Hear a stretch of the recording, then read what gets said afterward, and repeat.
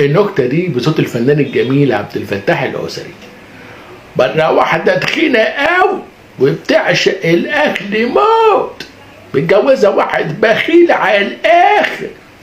جت في يوم قالت له: إيدك يا أخويا على 20,000 جنيه علشان أعمل عملية ربط أمعاء.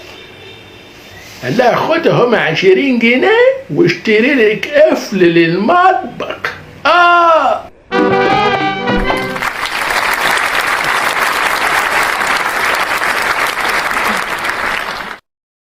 النكتة دي بصوت الفنان الجميل توفيق الدين.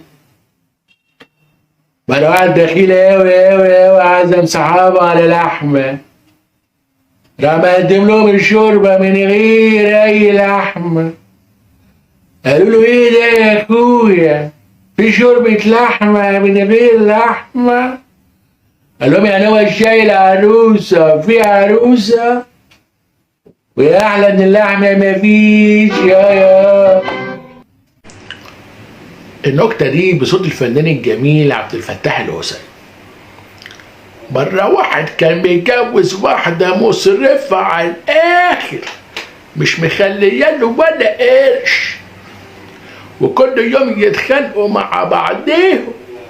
كانت في يوم قالت له: انت مالك يا راجل؟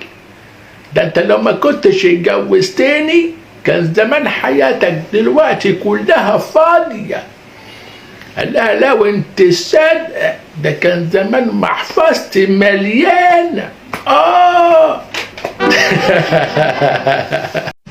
الفنان الجميل توفيق الدين قعد مع اصحابه، فطلبوا منه ان هو يقول لهم نكته. قال لهم ايه؟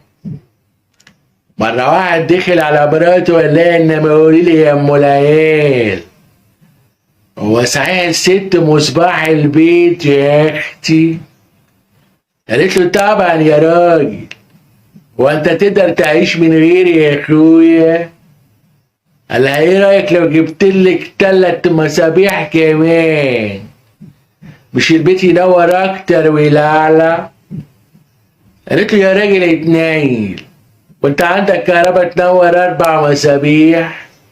ده انت يا دوبك منور مصباح واحد وبيرعش كمان، ويا احلى من الكهرباء مفيش يا.